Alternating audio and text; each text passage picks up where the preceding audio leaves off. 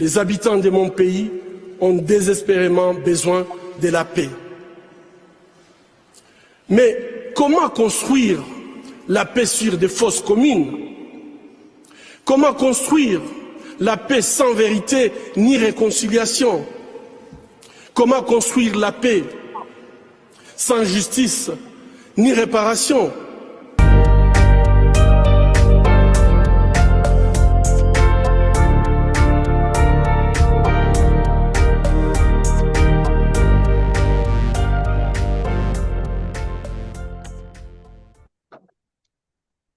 Mesdames et messieurs, bonsoir, fidèles auditeurs de la Voix des Grands Lacs. Excusez-nous des mauvaises conditions parce que cette émission devait passer en direct. Malheureusement, nous avons un problème technique et donc vous l'aurez dans l'heure qui suit.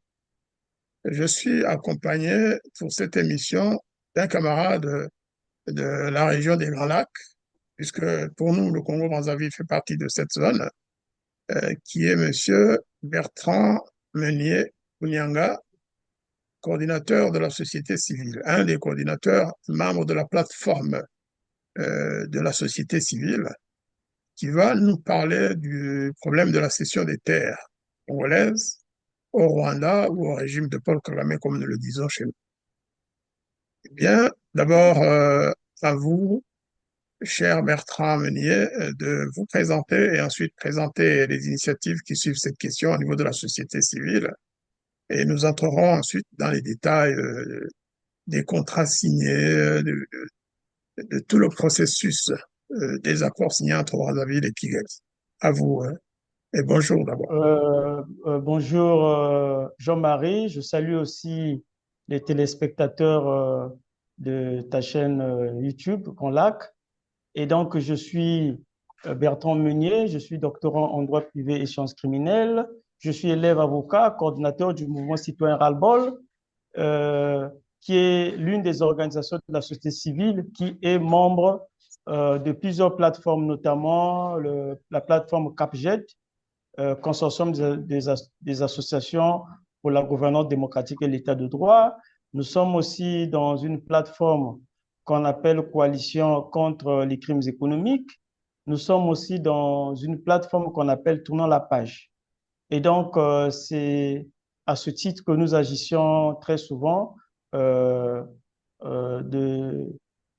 toutes les questions qui concernent aussi bien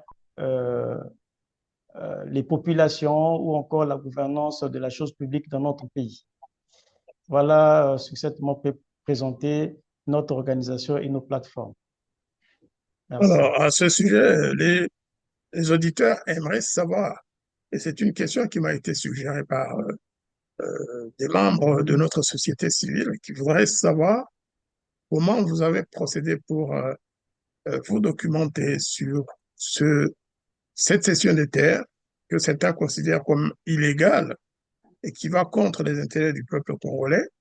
Comment avez-vous procédé? C'est aussi peut-être un modèle à suivre par nos organisations de la société civile rwandaise et de la région. Comment on fait pour pénétrer ce micmac, ce monde secret des accords entre les pays? Bon, on va dire que ce n'est pas facile de pénétrer les secrets d'État. Il y a des pesanteurs qu'on ne montre pas à la face du monde.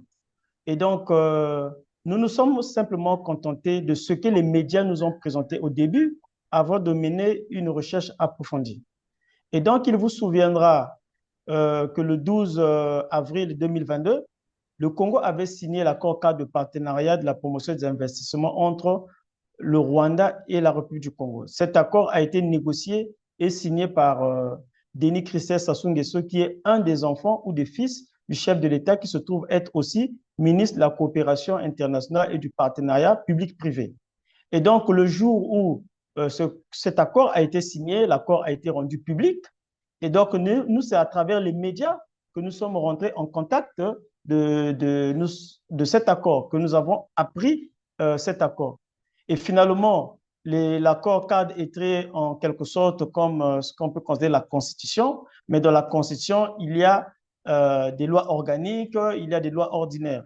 Et donc, l'accord cadre cachait dans lui plusieurs autres sous-accords, parmi lesquels nous avons dénombré l'accord sur la cession des terres, nous avons l'accord sur la coopération militaire, nous avons l'accord sur l'exploitation minière, nous avons l'accord sur la concession de la zone économique spéciale de Maluku. Et donc, lorsque ça a été rendu public, les gens se sont intéressés, mais finalement, le Congo va céder 120 000 hectares au Rwanda.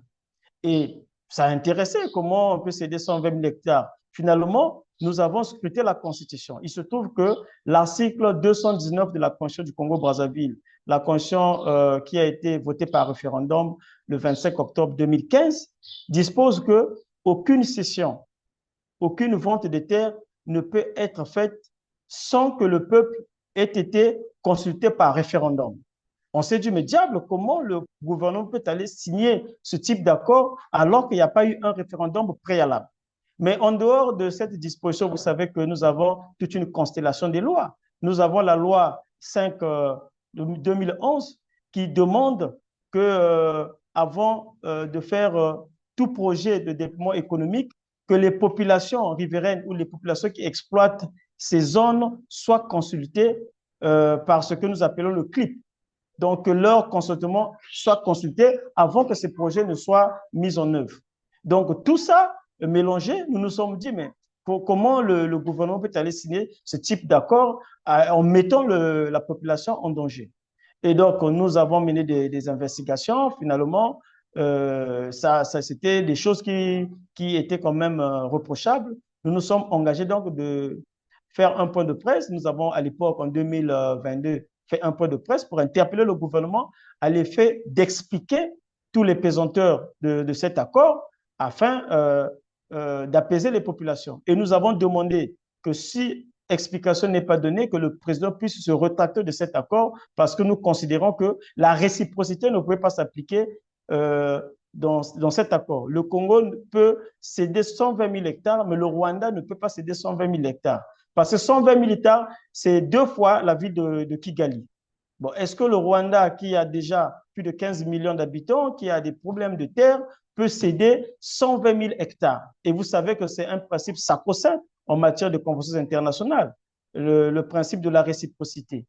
Et donc, tout ça est mélangé. Nous nous sommes dit, non, mais si la réciprocité ne pourra pas s'appliquer, ce n'est pas la peine de signer cet accord. Mais en dehors de cela, il y a d'autres questions qui se sont posées. Nous avons demandé, est-ce que le Rwanda, aujourd'hui, est un modèle en matière d'agriculture? Le Rwanda n'est pas classé sur le top 10 des pays agricoles en Afrique. Et donc, en dehors de peut-être quelques félicitations qu'on peut ne pas oublier du Rwanda, notamment dans le café peut-être ou le thé. Mais sinon, le Rwanda n'est pas classé sur le top 10 des pays agricoles. Et nous avons posé la question, quel était le critère qui a prévalu pour que ce pays soit sélectionné dans ce type d'accord? Bon, les réponses ne nous ont pas été données. Et donc, nous avons mené des actions jusqu'à ce que nous avons même fait une mission de monitoring, aller sur le terrain, aller visiter les compatriotes rwandais qui travaillaient déjà, qui étaient déjà, avant même la signature de cet accord, qui étaient déjà arrivés sur le terrain en 2021, qui commençaient déjà à exploiter avant que cet accord ne soit ratifié, signé et promulgué au journal officiel. Et donc, c'est tout ça qui se sont mélangés, qui a fait que ça a créé de l'émoi de la population et nous nous en sommes arrivés là aujourd'hui.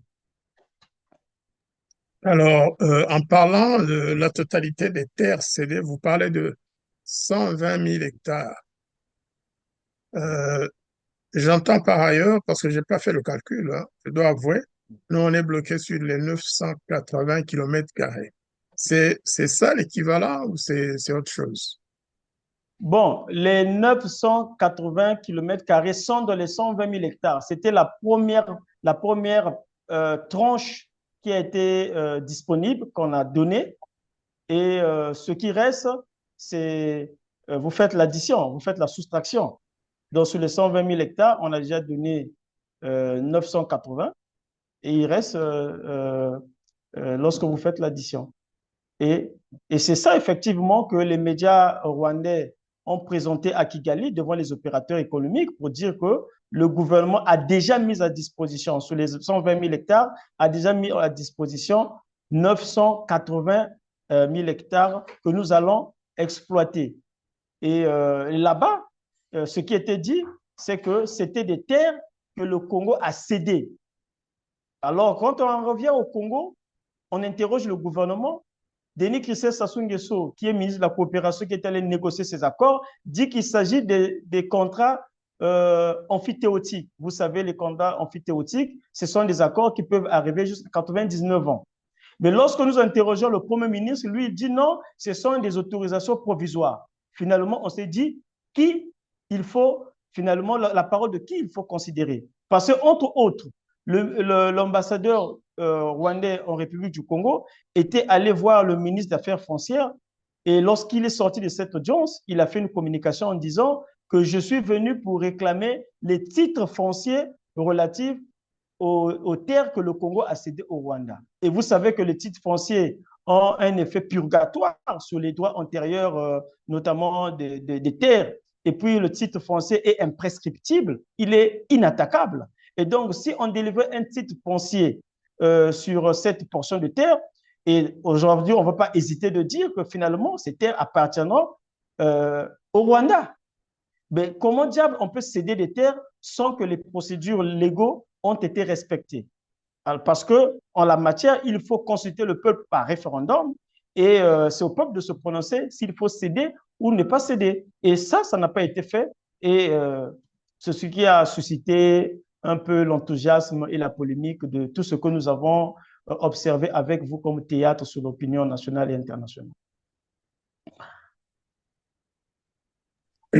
On peut dire aujourd'hui que malgré le fait que ces accords ont été publiés au journal officiel, je crois, malgré le fait qu'effectivement il y a des signatures, dont celle de Christelle Sassou Nguesso, malgré tout, vous considérez que ce sont des accords illégaux, puisqu'ils n'ont pas ils n'ont pas suivi la procédure légale prévue, constitutionnelle prévue pour ce genre d'accord. Bon, nous considérons que ce sont des accords, certains contrats subséquents sont illégaux, dans ce sens que jusqu'à aujourd'hui, l'accord sur les terres n'a pas encore reçu l'approbation des deux chambres du Parlement. Il vous souviendra, si vous voulez, vous allez seulement scruter les médias congolais, vous allez vous rendre compte que notre Assemblée nationale compte 151 députés. Le Sénat compte 72 députés. Et lorsque le Premier ministre est reçu à l'Assemblée nationale, il dit lui-même dans sa communication qu'aucun député sur les 151 n'a pu faire une communication sur ces accords. Ça veut dire que même les députés eux-mêmes ne comprennent pas. Aucun député, sauf un qui est de l'opposition, qu'on appelle Pascal Tsatima Biala. Et donc, même les députés n'ont pas pu comprendre ces accords. Les accords n'ont pas été mis à disposition des députés. Ils étaient surpris lorsque finalement ils ont acculé le Premier ministre. Il a d'ailleurs été reçu devant le bureau politique du parti au pouvoir, le PCT. C'est à l'issue de cette rencontre qu'il emmène tout le package des accords qui ont été signés. Et pour lui, certains accords étaient encore entre les mains de Denis Christophe Sassou Nguesso, le fils du président de la République. Et donc, les députés, même eux, n'étaient pas en possession de ces accords. C'est là où nous nous sommes dit qu'il y a anguille sous roche. Comment même les députés n'en parlent pas? Le Sénat n'en parle pas. Quand on mélange la chambre basse et la chambre haute du Parlement, nous arrivons à 222, 223 parlementaires. Diable, mais c'est eux qui représentent la nation, mais ils ne sont pas en possession de ces contrats. Et donc, certains contrats devaient d'abord accueillir l'approbation des deux chambres du Parlement et puis être contrôlés par le Conseil constitutionnel, ce qu'on appelle ici au Congo la Cour constitutionnelle, pour vérifier sa légalité à la Constitution, sa conformité à la Constitution, et devait repartir à l'Assemblée nationale pour adoption et partir au président de la République pour promulgation par le président de la République, ratification et promulgation. Et donc, ceci n'a pas été fait. C'est pourquoi les gens se sont dit, il y a anguille sous roche. Effectivement, il y avait anguille sous roche parce que le Premier ministre a fait on va appeler ça de la pédagogie. Il a tourné les départements pour expliquer, il a tourné, mais il était toujours en manque d'arguments parce qu'il y avait des contrats qui lui manquaient il y avait des informations qui lui manquaient. Et lui-même, Denis Christophe Sassou Nguesso, qui était allé signer ces accords, n'en a pu parler. C'est pourquoi nous avons pensé qu'il y a eu anguille sous roche. On va aborder la question, nous allons aborder certains aspects qui vont relever effectivement qu'il y avait certaines anguilles sous roche. Voilà un peu. Anguille sous roche, ça c'est Oui. par rapport déjà à la signature des accords. Vous avez pu peut-être le vérifier en visitant le terrain. Est-ce que vous pourriez, en quelques minutes, parler justement de l'enquête que vous avez menée sur le terrain, sur les terres, une partie en tout cas des terres cédées au Rwanda ou à des Rwandais ou à l'armée rwandaise ou à Crystal Venture? Nous ne savons pas encore, nous. Est-ce que vous pouvez nous expliquer la Bon, documentation que vous avez pu relever? bon, Jean-Marie, entre le 6 et le 9 novembre de l'année passée, 2023, et finalement, en consortium avec une ONG de la place qu'on appelle OCDH, Observatoire congolais des droits de l'homme, nous avons initié cette mission de monitoring pour aller visiter dans les ranches de Yamba, là où les terres ont été cédées. Je veux signaler ici que sur toute la superficie des terres cédées au Rwandais, nous avons 100% des terres qui ont été cédées de la zone sud du Congo-Brazzaville. Et ça a interpellé les Congolais. Donc, nous nous sommes demandé pourquoi on les a placés là-bas, parce que, entre autres, les zones où ces terres se situent, ils sont en frontière avec la RDC, qui est d'ailleurs en conflit avec le Rwanda. Et donc, il fallait arriver sur place, vérifier est-ce que l'accord est appliqué. Donc, nous sommes arrivés, nous nous étions reçus devant les autorités de la contrée, nous avons présenté les civilités, ils nous ont présenté Yamba, qui compte 28 villages, plus 6 quartiers, 28 villages, 6 quartiers. Après, il fallait se rendre finalement au chantier là où se trouvaient les Rwandais. Et les Rwandais sont à 17 kilomètres du district de Yamba, dans un petit village qu'on appelle Massangi. Et il faut s'y rendre, il fallait prendre des taxis motos. Nous sommes arrivés là-bas en moto. Mais là où se trouvent les hectares qu'ils exploitent, c'est à 3 kilomètres du petit village de Massangui, qui est frontalier avec le département du Poul. Nous sommes arrivés, effectivement, nous avons vu les frères rwandais qui nous ont reçus. Un s'appelait Emmanuel Mazimpaka, l'autre s'appelait Marie-Louise Irabangezi, quelque chose comme ça. C'est un peu difficile à prononcer. Ils étaient trois, mais ils se sont présentés comme des ingénieurs agronomes. Et effectivement, on a échangé, nous avons posé quelques questions. Ils disent qu'ils sont arrivés là dans le cadre des accords, cadre de coopération et de partenariat sur les investissements entre nos deux pays qui étaient signés après que eux ils soient arrivés après que eux ils soient arrivés sur les ranches de Massangui. Je signale aussi que ces ranches abritaient à l'époque une société qu'on appelait Sonel, c'est la société congolaise de l'élevage. Et cette société avait périclité. Finalement, les propriétaires terriens avaient récupéré les terres. Et ils ont récupéré les terres, ils faisaient l'agriculture là-bas jusqu'à ce que les autorités locales sont venues les déguerpir. Et le jour que les entrepreneurs rwandais sont installés, c'était vraiment une grande fête. Il y avait le député de la circonscription, il y avait l'ambassadeur du Rwanda accrédité au Congo, il y avait le préfet, il y avait le sous-préfet et certaines personnalités très importantes de la circonscription. Et donc, ce qui a été dit aux populations, c'est ceci. Ces Rwandais ont été envoyés par le président de la République pour venir développer l'agriculture. Vous les laisserez travailler dans la quiétude. Si vous ne voulez pas la guerre, laissez-les tranquilles.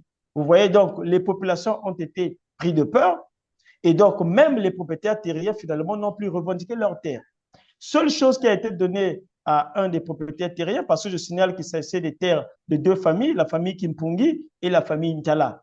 Donc, un seul, celui de la famille Kimpungi, avait reçu une bouteille de vin pour faire le cérémonial. On fait une petite cérémonie traditionnelle où on verse le vin pour demander aux mains, aux ancêtres, de laisser que les choses se fassent bien et que l'agriculture porte ses fruits. Et c'est la seule fois que les propriétaires terriens ont eu un présent, c'était le vin.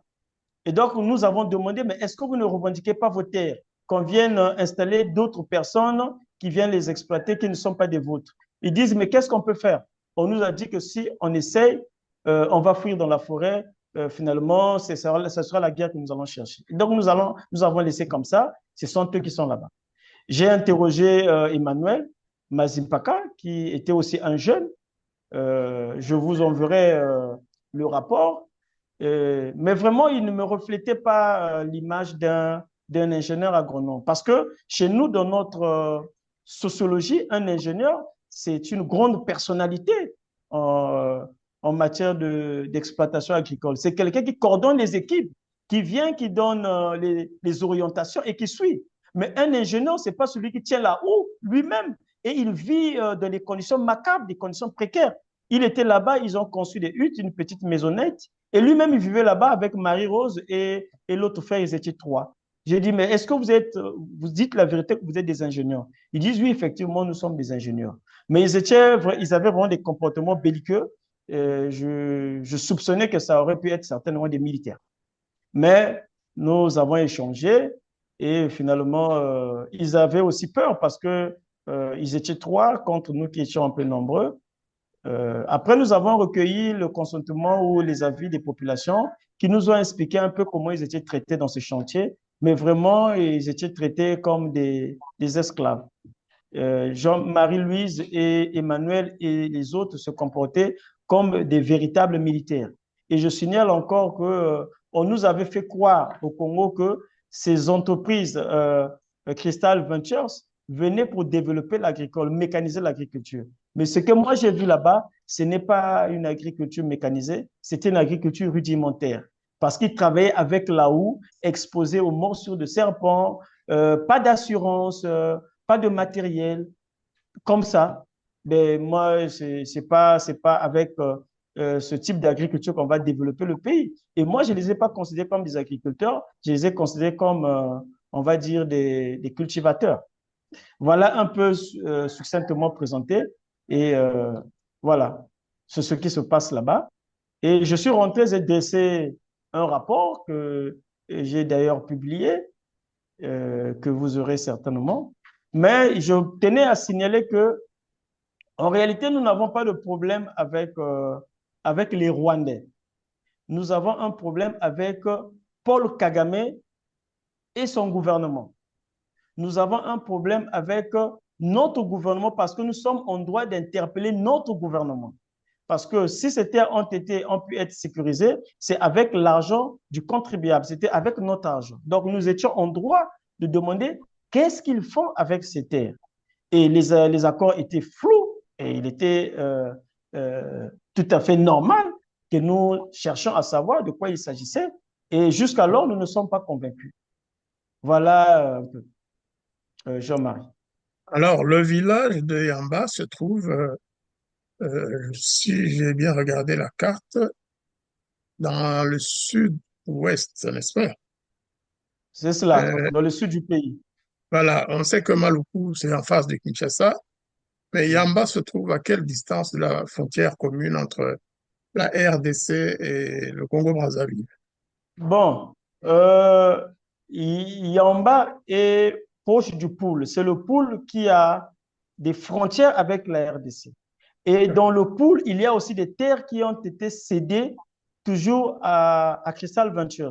Et ces terres qui sont dans le pôle, je ne les ai pas encore visitées. Mais je signale que nous aurons une mission d'ici peu, je pense dans 2 ou 3 semaines, où nous irons visiter ces terres aussi. Mais là où j'étais à Yamba, je peux considérer que c'est à plus de 50 kilomètres de la RDC. Alors, il y Voilà. a autre chose, je voulais savoir comment, même si vous en avez parlé un tout petit peu, hein, comment se comportait la population, les ouvriers qui travaillent sur ces terres, au moins à partir de la partie que vous avez visitée, est-ce qu'ils étaient à l'aise? Est-ce ils pouvaient parler de leur quotidien, de comment ils étaient traités ouvertement devant vous, devant caméra, par exemple? Bon, ce qui est vrai, c'est que nous avons constaté que c'était une population traumatisée. Parce que lorsque euh, cette société était installée là-bas, la communication qui a été faite, c'est de dire que vous les laissez travailler parce qu'ils ont été envoyés par le président de la République si vous ne voulez pas la guerre. Et ces jeunes travaillent, ils sont payés à 14 000 francs CFA. Euh, en euros, je peux dire qu'ils sont payés à 20 euros, hein, par là. Ils sont payés à 20 euros. 14 000 francs CFA, Ouais. c'est l'équivalent de De 140 20 francs euros. français anciens. Donc, vous Ouais. avez raison, c'est un peu moins que 20 euros, 20 ouais. euros. Donc, Ouais. ils sont payés à 14 000 francs CFA et leur argent est transféré par le système de mobile money. Et pour retirer cet argent, la société de téléphonie retire des frais. Donc, finalement, quand ils retirent, ils n'ont plus 14 000 francs CFA. Et les règles qui sont appliquées là-bas, c'est qu'il faut arriver au plus tard 7 heures. Or, que les travailleurs sont recrutés dans les villages environnants. Parfois, des villages qui sont à 17 kilomètres, des villages qui sont à 20 kilomètres. Mais ils devraient arriver au chantier à 7 heures. Et donc, vous savez, dans nos forêts, le Congo est un peu grand, hein. Nous avons des forêts, nous avons des savanes. Et donc, il faut rouler à 4 heures, quitter 4 heures la maison pour venir là-bas. Et quand vous arrivez à 7h02, on vous chasse. Et ces travailleurs n'ont pas de contrat écrit. Ils n'ont que de contrat verbal. Ils n'ont pas de sécurité sociale. Ils n'ont pas d'assurance. Et donc, ils sont chassés à tout bout de champ pour mauvaise humeur de Emmanuel ou de Marie-Louise ou de l'autre, ou encore des autres chefs de la société qui viennent, ils sont chassés. Et donc, ils sont parfois appelés de dormir là-bas lorsque le travail est intense. On les a construit des huttes en bâche, mais vraiment dans des conditions exécrables. Et il n'y a aucun dispensaire, qu'une dispensaire, j'allais dire, pour les urgences de santé, hein, des accidents, il n'y en avait pas. Et finalement, je les ai interrogés. Il y en a qui avaient même des arriérés de salaire, mais qui avaient du mal à revendiquer. Parce que nous avons aussi vu le chef du village. Le chef du village dit que ce n'est pas à son niveau, lui il ne peut pas. Parce que ce qu'on leur avait dit là-bas, c'est que si vous essayez, vous allez fuir. Il faut les laisser là-bas, c'est le président. Vous savez que le Congo a connu des guerres, même si le Rwanda aussi a connu une guerre qui est regrettable. Mais le Congo a connu des conflits, des guerres civiles, et les populations de ces zones ont été victimes de ces guerres aussi. Donc, ils ne veulent plus revivre ces scènes qui sont restées très douloureuses à imaginer. Donc, voilà un peu la sociologie de ce qui se passe là. Exactement. Merci beaucoup pour cette présentation. Est-ce que les contrats de travail de ces Congolais portent, euh, est-ce qu'il y a une entreprise connue qui les emploie, qui a signé les contrats, ou alors c'est Crystal Venture?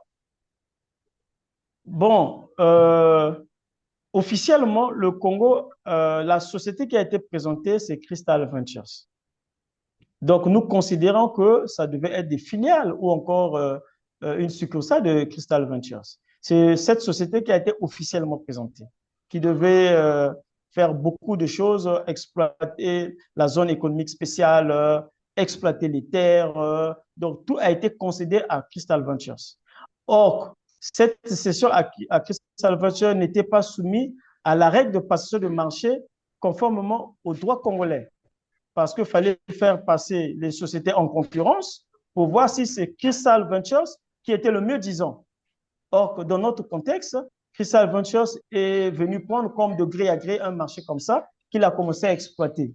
Et donc, je veux conclure en disant que ça aurait pu, ça devait être Crystal Ventures qui exploitait là-bas, mais vraiment dans les conditions, on ne va pas dire aujourd'hui, dans les bonnes conditions. Mais ces jeunes n'ont pas de contrat écrit, c'est des contrats verbaux et ils ne peuvent pas revendiquer. Et vous savez que lorsque vous êtes en présence de la subordination, vous avez la rémunération, vous exercez le travail, vous êtes en présence d'un contrat de travail à durée indéterminée. Et donc, même si le contrat n'est pas écrit, si ces trois éléments sont présents, nous sommes en présence d'un contrat. Et donc, ils sont en droit de revendiquer si les employeurs ne les traitaient pas bien. Mais dans leur cadre, dans leur contexte, c'était un peu difficile parce que Ils sont animés par cette peur qu'on les avait colportée lors des installations de ces citoyens rwandais. On sent derrière tout ça une certaine peur, comme s'il y avait un système de terreur exercé sur les populations locales, les autorités locales même. Parce que si on leur dit que c'est Sassou Nguesso qui a envoyé ces gens, euh, que c'est une mission presque officielle de la République du Congo, eh bien, vous comprenez effectivement que les paysans ne peuvent pas revendiquer. Nous sommes quand même en Afrique. Ah Malheureusement, ouais? les populations sont spoliées de leurs terres. Elles ne peuvent pas revendiquer, elles ne peuvent donc pas être dédommagées. C'est une situation qui risque de durer longtemps, pensez-vous, ou bien vous êtes en train de prendre des dispositions pour éventuellement mettre fin à cette injustice et à cette terreur, parce qu'il s'agit bien d'une terreur. Alors, pour ceux qui ne le savent pas, vous, je pense, Bertrand Meunier, je pense que vous le savez, Christophe Venture, il s'agit d'une société appartenant à la famille de Kagame et à son système, c'est-à-dire euh, à l'ensemble des officiers supérieurs de l'armée rwandaise autour de Kagame qui ont mis la main sur l'ensemble des richesses nationales. Ça aussi, c'est connu. Et ce qu'ils font au Congo, c'est aussi ce qu'ils font en Centrafrique, c'est ce qu'ils font au Mozambique, c'est ce qu'ils font dans d'autres pays où ils ont pu acquérir des terres hein, avec la même opacité. Donc, il faut que les Congolais le sachent. Et la société civile a une dure, un travail très, très dur, un travail qui demande beaucoup de courage pour vraiment essayer d'aider la population. C'est votre rôle. Mais est-ce que Oui, oui. les partis politiques, les auteurs, les acteurs de la société civile, autres que votre plateforme, est-ce qu'ils sont vraiment sensibilisés à cette misère apportée de l'extérieur hein, par une société rwandaise, militaire, conglomérat, qui est spécialisée, dit-on, en tout ce qui est exploration et exploitation minière même, hein, ils vont jusque-là. Est-ce que Oui. vos partenaires sont au courant de tout ça? Bon, mais vous savez, Jean-Marie, au Congo, notre pays, il n'y a plus rien qui se cache.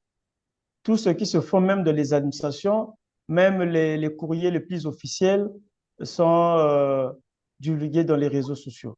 Et donc, les gens sont informés, les gens savent le rôle de Crystal Ventures, que c'est le bras économique du parti de Kagame. Euh, voilà, que tout ce que Crystal Ventures fait, c'est Kagame. Et donc, c'est pourquoi je pense ou je dis qu'en réalité, nous n'avons pas de problème. Nous, la société civile congolaise, n'avons pas de problème avec les Rwandais. D'ailleurs, nous cohabitons avec des Rwandais depuis qu'il y a eu ce génocide, depuis 1994, qui sont ici, qui se sont intégrés, qui ont des enfants, qui travaillent. Nous avons même dans notre armée des citoyens rwandais qui se sont naturalisés, qui servent dans l'armée congolaise. Donc, nous avons nos autorités ici qui ont fait des femmes qui ont fait des enfants avec des Rwandaises. Et donc, nous n'avons pas en réalité de problème avec le Rwanda. Le Rwanda est un pays partenaire et nous n'avons pas à avoir des problèmes. Nous savons qu'il n'y a que deux ethnies, les Tutsis et le Hutu, qui devraient en principe vivre en harmonie. Et nous n'avons pas de problème avec le Rwanda. Notre problème, ce sont les accords que Kagame est venu signer au Congo en utilisant d'abord l'armée et Crystal Ventures pour ses propres intérêts, et les intérêts de son parti qui était au début une junte militaire.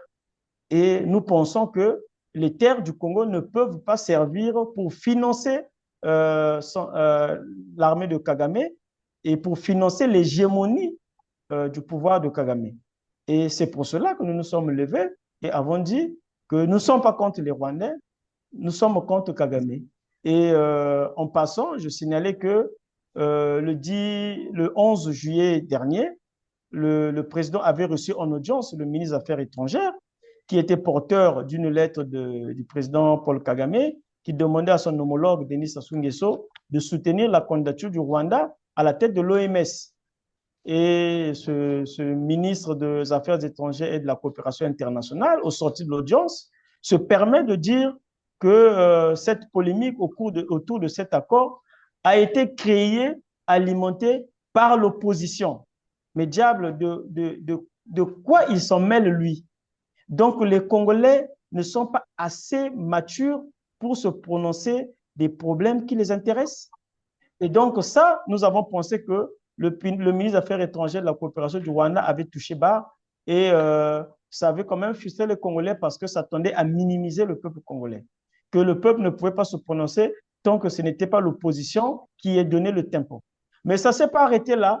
À un moment, nous avons suivi l'ambassadeur du Rwanda accrédité au Congo, Théoneste Mutinda Chaka, dans un point de presse, dire que nous allons faire de la pédagogie au peuple congolais parce que cet accord profite plus aux Congolais et non au Rwanda. Et donc, il faut les faire de la pédagogie. Est-ce que c'est du rôle d'un ambassadeur de venir dans un pays tiers pour faire de la pédagogie? Et nous avons pensé que c'était une émission dans les affaires intérieures de notre pays. C'est à cela que nous avons pris l'initiative d'écrire une lettre et demander au ministre des Affaires étrangères, de la francophonie et des Congolais de l'étranger de déclarer Théoneste Mutinda Chaka persona non grata pour qu'il reparte dans son pays. Et ça, il s'agissait d'une sanction contre Théoneste et non contre les Rwandais. Il avait commis là une faute personnelle. Et ce n'est pas le Rwanda que nous indexons, c'est Théoneste lui-même qui a voulu minimiser le peuple congolais en colportant ou en tenant les propos qui étaient interprétés pour nous comme des propos discourtois, vexatoires et puis désobligeants. Nous avons dit non, un ambassadeur ne peut pas venir faire de la pédagogie à un peuple qui est considéré comme un... Vous savez que le Congo est parmi les pays les plus scolarisés d'Afrique. Au Congo, l'école est gratuite, donc les Congolais sont assez matures, sont assez intelligents pour comprendre les enjeux économiques, comprendre les enjeux sociaux. Et donc, il n'appartient pas à un ambassadeur d'un pays ami de venir faire de la pédagogie. Et nous avons pensé qu'il avait touché barre lui aussi et que ça ne pouvait pas voler haut. Il fallait qu'il parte. Et jusqu'à aujourd'hui, il est encore là. Nous allons continuer à forcer la main, à demander qu'il s'en aille. Dans votre déclaration, vous avez été assez ferme, hein, parce que vous utilisez des thèmes humiliation, injure. Qu'est-ce qui fait vraiment que cet ambassadeur, vous pensez en tout cas, qu'il a injuré le peuple congolais, qu'il a fait preuve de mépris et que cela a humilié le peuple congolais? Parce que vous revenez sur tous ces termes à au moins 2 reprises dans votre communiqué. Bon, mais c'était une humiliation dans ce sens que déjà, nous-mêmes, peuple congolais, nous soupçonnons les accords qui ont été signés. Nous ne sommes pas d'accord parce que ça a été signé dans des conditions scrabeuses, comme je viens de le dire. Il n'y a pas eu appel d'offres, le peuple n'a pas été consulté. Et voilà, Crystal Ventures arrive, commence à occuper des terres, pollue les populations, on chasse les propriétaires terriens. Et c'est déjà une forme de frustration. Et au lieu que ça s'arrête là, le ministre vient pour dire que le peuple ne comprend pas, c'est l'opposition qui le manipule. Et ça ne s'arrête pas là, l'ambassadeur vient encore compléter pour dire qu'il va nous faire de la pédagogie.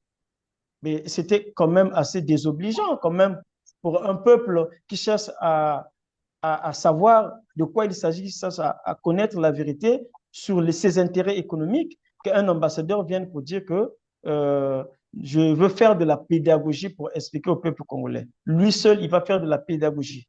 Et nous avons pensé que c'était humiliant, c'était des propos vexatoires et que en matière de diplomatie, il n'y a pas une autre sanction que de lui demander de partir. Ça, c'est pas pour la première fois parce que dans notre contexte national, il est arrivé aussi que le gouvernement demande à un ambassadeur. C'était en 2015, c'est César Delongue qui était ambassadrice chef de délégation de l'Union européenne. Il y avait aussi Madame Sullivan qui était ambassadrice des États-Unis accréditée au Congo. Lorsqu'elle a voulu s'immiscer dans les affaires du Congo, c'était dans un contexte électoral. Il y avait le référendum. Le gouvernement l'avait simplement demandé de partir, de s'en aller. Et finalement, ces deux personnalités sont parties. Ils ont été rappelés par leur pays et les ambassadeurs ont été changés. Et donc, c'est classique. Ce que nous avons demandé, nous n'avons pas demandé le ciel et la terre. Nous avons demandé à Kagame de nous changer et de nous envoyer un ambassadeur qui serait courtois, qui serait poli. C'est simple. Voilà, Et c'est tout à Jean-Marie. fait légitime de la part d'une société civile agissante et qui parle au nom des populations congolaises. Vous avez, je le répète une fois encore, utilisé des mots forts et vraiment bravo pour avoir bien compris cette situation parce que moi aussi j'ai écouté le même ambassadeur à la télévision rwandaise et une fois que c'était en Kinyarwanda d'ailleurs, c'était encore pire. Heureusement que vous n'avez pas tout compris, vous n'avez pas tout entendu. Parce que là, le ministre des Affaires étrangères, d'ailleurs, après Brazzaville, quand il est arrivé à Kigali, il a repris les mêmes discours en disant que les Congolais ne savent pas cultiver, alors que les Rwandais sont, voilà, des experts. Et c'est ce que vous dites. C'est des propos arrogants, désobligeants et téméraires qui frisent du mépris envers le peuple congolais qui mérite respect et considération. À côté de cela, vous dénoncez aussi la signature de ces accords. Donc vous dites, en vous adressant au ministre des Affaires étrangères congolais, il est imprudent de signer un accord militaire. Parce que là, à côté de la cession des terres, il y a un accord militaire. Et alors, vous dites, il est imprudent de signer un accord militaire avec un pays déjà en guerre avec nos voisins immédiats. Vous parlez là de la République démocratique du Congo. Euh, Comment cet aspect de la chose est traité par l'opinion congolaise de Brazzaville? Bon, mais vous savez, ce n'est pas un secret, hein, Jean-Marie. Avec la RDC, nous partageons les liens parfois familiaux, hein. Nous avons des familles qui ont l'oncle du côté de Brazzaville, la tante du côté de la RDC. Et le Congo-Brazzaville peut être considéré comme un département de la RDC. Et la RDC, c'est plus ou moins 100 millions d'habitants. Avec le dernier RGPH, nous sommes à 6 millions d'habitants. Vous voyez que, euh, figurez-vous que l'Ukraine, qui est déjà en guerre avec la Russie, signait un accord militaire avec la Pologne, par exemple, un pays voisin. Comment la Russie va percevoir cet accord? Il s'agira pour la Russie de dire que finalement, la Pologne est tentée de signer aussi une déclaration de guerre avec nous. Parce qu'en signant cet accord, vous allez apporter de l'aide à ce pays. Et donc, c'est comme si le Congo apportait de l'aide au Rwanda qui est en guerre avec la RDC. Alors que nous sommes censés entretenir des bonnes relations avec ce pays. Si le Rwanda n'était pas en guerre avec la RDC, je pense que ça ne gênerait pas que le Rwanda signe des accords avec nous. Mais dans le contexte actuel, c'est comme si c'était une déclaration de guerre que nous faisons à la RDC. Et donc, le contexte ne permettait pas à l'état actuel de signer déjà des accords avec le Rwanda. Il fallait attendre. Et ça, le faisant, le gouvernement met en danger la population. Et nous avons une grande communauté en RDC, même si on ne va pas nier que nous avons aussi une communauté au Rwanda, mais nous avons une très grande communauté en RDC et nous avons des échanges fluides, des échanges commerciaux. Et notre port est un hub, le port de Pointe-Noire, et la marchandise de la RDC passe par le port de Pointe-Noire. Donc nous avons beaucoup à conserver dans cette relation, beaucoup à gagner, que de venir gâcher dans les accords qui ne nous apportera alors rien. Nous avons des accords militaires avec des grands pays tels que la France, la Russie. Pourquoi ajouter le Rwanda qui aussi va faire la sous-traitance? Ça n'a pas de sens. C'est pourquoi nous avons pensé dénoncer cela et ce n'était pas dans le mauvais sens. Eh bien, nous sommes heureux que vous ayez vu tout ça. Nous sommes effectivement très admiratifs de vos initiatives. Si vous aviez un message simple mais direct et complet à envoyer à la société civile rwandaise et au peuple rwandais, et comment pouvez-vous vous exprimer sur toutes ces questions, un peu de mots, en vous adressant au peuple rwandais et à la société civile rwandaise? Bon, au peuple rwandais, et à la société civile rwandaise. Je ne veux pas faire comme ce qu'a fait Théoneste Mutinda Chaka en s'immisçant dans les problèmes intérieurs du Rwanda. C'est dire que les peuples sont souverains, les peuples savent ce qu'ils veulent.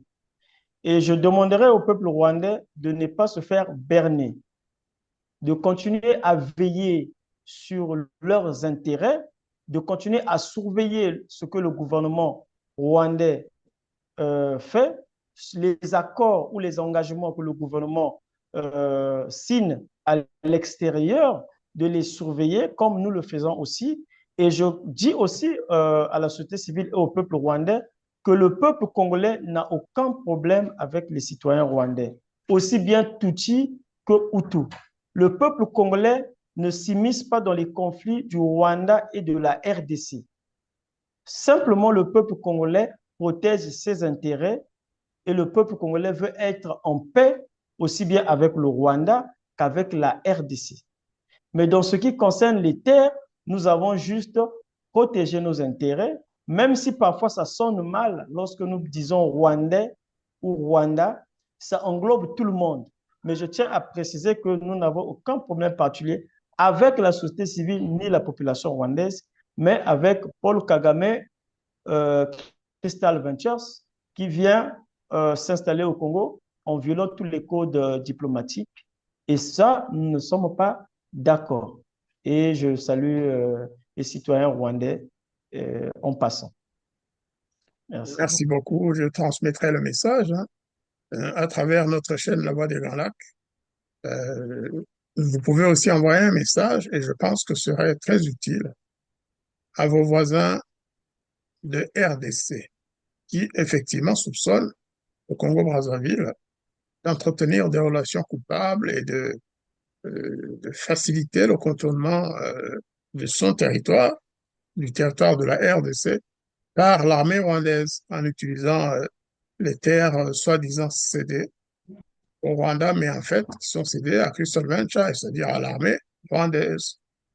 Si vous avez un message à envoyer à la société civile congolaise, à vos frères et Ben, sœurs congolais, j'espère que la société civile rwandaise, congolaise de la RDC aussi suit avec intérêt l'actualité au niveau de la sous-région, hein. Vous êtes la chaîne de Grand Lac et donc je soupçonne que vous avez l'audience sur toute la région des Grands Lacs. Et donc au peuple de la RDC, je dis aussi que nous n'avons pas de problème avec la RDC, que nous partions signer les accords avec Kagame pour les attaquer. Non, non, non, nous n'avons pas de problème avec la RDC. Nous ne protégeons jusque nos intérêts. Et les hommes passent, les institutions restent, les pays restent. Kagame passera, notre gouvernement, ceux qui nous disent passeront, mais les peuples resteront. Et donc, il n'y a pas d'intérêt de se déchirer. Et je salue aussi nos voisins de la RDC. Et je dis que nous surveillons, comme la société civile de la RDC, la société civile du Congo-Brazzaville et la société civile du Rwanda surveillent, quitte à peut-être un jour, si cela sera possible, de créer une grande plateforme des sociétés civiles, une coalition des sociétés civiles des trois pays et arrondir les angles, parler le même langage, interpeller nos dirigeants pour que nous vivions en paix, parce que nous sommes censés vivre éternellement ensemble dans notre sous-région. Et donc, je salue aussi le peuple de la RDC. je vous remercie beaucoup, cher ami. Nous sommes à la fin de notre émission.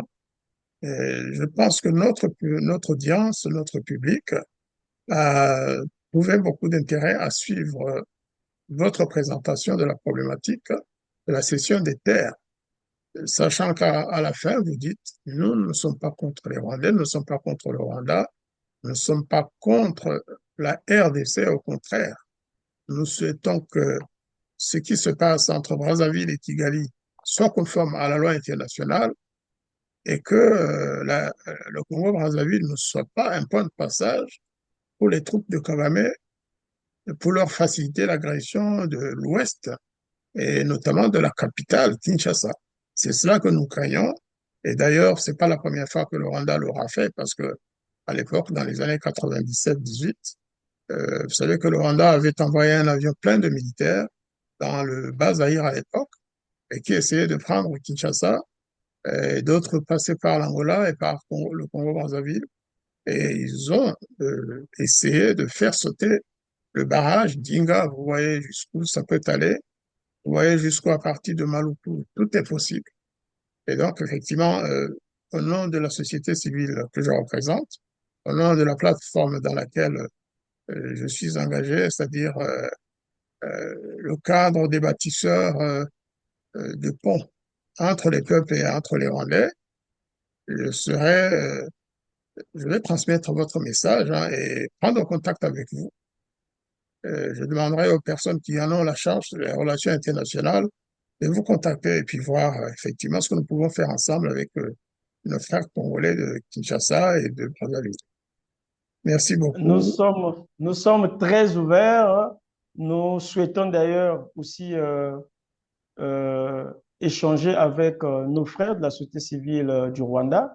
Nous sommes déjà un peu avancés avec les échanges avec ceux de la RDC, avec ceux du Rwanda. Si nous avons attache, nous pensons que nous pouvons travailler et construire une société civile forte qui mettra la pression sur nos dirigeants et qui laisseront les populations vivre en paix et qui, par leur politique, ne vont pas diviser les peuples et ne vont pas nous diviser. Et je pense que nous sommes très ouverts. Nous pourrons échanger, créer des plateformes numériques, échanger de temps à autre et créer des opportunités même de rencontres. Je pense que c'est cela. Nous n'avons pas de problème avec un seul peuple en Afrique centrale et dans les régions des Grands Lacs. Merci beaucoup, Jean-Marie. Merci beaucoup, Bertrand Meunier. Et vous excusez la qualité de ma voix ce soir. Il ne fait pas beau du tout à l'endroit où je suis. Je sens que ta voix est un peu fébrile. Là, je suis en train de pomper, même si je suis à l'aise, en chemise légère, mais le temps n'est pas propice à ce genre d'exercice. Mais tout se passe bien et les auditeurs voudront comprendre la question de la voix du présentateur. Merci, cher. De toute façon, tu l'as dit d'entrée de jeu que tu avais une voix un peu fébrile. Ils vont comprendre. Tout à fait. Eh bien, donc, à très bientôt. Et nous donc, on s'écrit. Merci beaucoup. S'il y a des informations, je t'enverrai des petits papiers par WhatsApp. Très bien. Merci. Hein. Merci beaucoup.